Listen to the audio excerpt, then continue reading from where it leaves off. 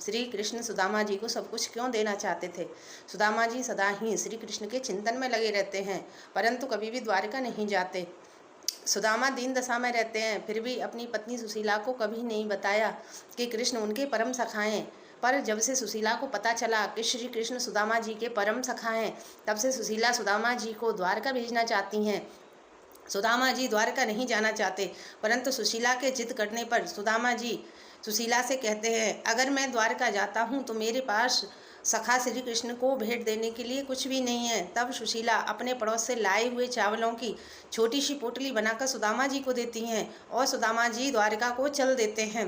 सुदामा जी रास्ते पर सोचते जाते हैं, मेरे प्रिय सखा कृष्ण का विवाह हो गया होगा, मेरा सखा ठाट बाट से महल में रहता होगा, मेरे सखा के बच्चे होंगे जिनके साथ मेरा प्रिय कृष्ण खेलता होगा। परंतु अपने दीन हाल को देखकर सुदामा सोचते हैं, मैं किस प्रकार रहता हूँ, किस हाल में हूँ, इस बारे में अपने प्रिय सखा को कुछ भी नहीं बताऊंगा। इस प्रकार सोचते हुए सुदामा जी द्वारका पहुँच जाते हैं और श्री कृष्ण के पहरेदारों से कहते हैं कि मुझे द्वारकाधीश से मिलना है। वे मेरे बचपन के सखा हैं, परंतु श्री कृष्ण के द्वारपालों को सुदामा जी की बात पर भरोसा नहीं होता।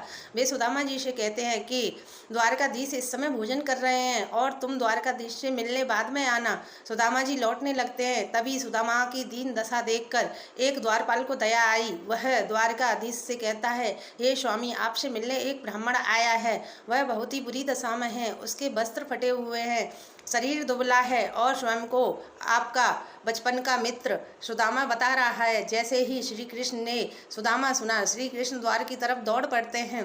कहीं श्री कृष्ण का मुकुट है, कहीं श्री कृष्ण के वस्त्र गिरते हैं। श्री कृष्ण सुदामा को देखते ही गले से लगा लेते हैं। सुदामा जी कृष्ण को अपने से दूर करने की कोशिश करते हैं। सुदामा जी सोचते हैं, मेरा शरीर हड्डियों का ढांचा है और मेरे कृष्ण का शरीर कोमल है, कहीं मेरे शरीर की हड्डियों के चुभने से मेरे सखा कृष्ण का शरीर घायल न हो जाए।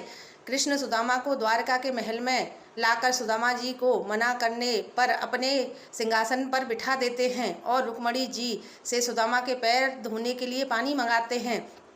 परंतु जब श्री कृष्ण सुदामा जी के पैर धोने को उठाते हैं तो सुदामा जी के पैरों की दशा देखते ही सुदामा जी के पैरों से खून बह रहा है, पैरों में छाले पड़े हुए हैं। यह देखकर श्री कृष्ण रोने लगते हैं और परात के पानी को हाथ भी नहीं लगाते और नेत्रों के जल से ही सुदामा जी के पैर धो देते हैं। श्री कृष्ण सुदामा जी से कहते हैं, हे सखा, तुमने इतने कष्ट सहे पर मेरी द्वारका नगरी नहीं आए। मैं कब से तुम्हारे आने की राह देख रहा था। श्री कृष्ण फिर सुदामा जी के परिवार के बारे में पूछते हैं। सुदामा जी श्री कृष्ण जी के परिवार के बारे में पूछते हैं। तब श्री कृष्ण की रानियां सुदामा जी के पैर छूकर आशीर्वाद पाती हैं, पर सुदामा जी भूखे होने के कारण आशीर्वाद देते देते थक जाते हैं।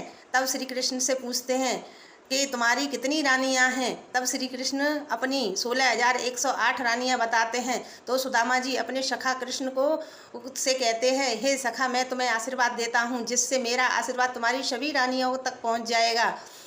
इसके बाद श्री कृष्ण 56 भोग द्वारा सुदामा को भोजन कराते हैं। सुदामा जी कृष्ण के लिए लाए हुए चावलों की भेंट को छुपाते हैं, परंतु श्री कृष्ण सुदामा जी से वह चावल लेकर प्रेम से खाने लगते हैं। 2 मुट्ठी चावल खाकर श्री कृष्ण सुदामा जी को 2 लोकों की संपदा दे देते हैं। जैसे ही श्री कृष्ण तीसरी मुट्ठी के चावल खाने लगते हैं, रुक्मणी जी श्री कृष्ण को रोक देती हैं, क्योंकि तीसरी मुट्ठी के चावल खाकर श्री कृष्ण सुदामा जी की दासी लक्ष्मी जी को बनाना चाहते थे। श्री कृष्ण के लिए कभी सुदामा जी ने गरीबी को अपने जीवन में धारण किया था, इसलिए श्री कृष्ण सुदामा जी को सर्वस्व देना चाहते थे। जब सुदामा जी सुबह अपने घर के लिए निकलते हैं तो रुक्मणी जी श्री कृष्ण से सुदामा जी को रोकने के लिए कहती हैं कि हे स्वामी, हमारी द्वारका नगरी में तो कितने लोग कितने दिन तक रुकते हैं, परंतु आप अपने मित्र को क्यों नहीं रोकते। तब श्री कृष्ण रुक्मणी जी को सुशीला भाभी के निर्जला व्रत के बारे में बताते हैं और वह बात भी जब सुदामा जी ने संदीवनी आश्रम में मेरे ऋषि के श्रापित चने खा लिए ताकि मुझे कभी भी किसी भी चीज़ का अभाव न हो, और स्वयं मेरे सखा ने मेरे ऋषि का श्राप भी अपने जीवन में धारण कर लिया। और इस गरीबी के हाल में जी रहा है, परंतु कभी मुझसे कुछ नहीं मांगा। इसलिए मैं सखा द्वारा लाए गए चावल खाकर अपना सर्वस्व सुदामा पर न्यौछावर करना चाहता था। यह सुनकर लक्ष्मी जी सुदामा के घर पहुंचने से पहले ही सुदामा जी के घर पहुंच गईं।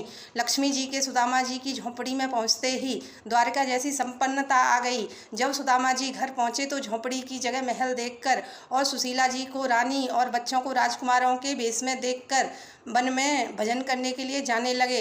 तब श्री कृष्ण वहाँ प्रकट हो गए और सुदामा जी से कहा कि तुम घर पर रहकर ही भजन करो, यह सब कुछ तुम्हें मैंने प्रदान किया है, इस सब से मेरा वास है, इसलिए इन सब से भोग करते हुए भी कभी भी तुम्हारे मेरे प्रति भक्ति कम नहीं होगी। श्री शिवाय नमस्तुभ्यं।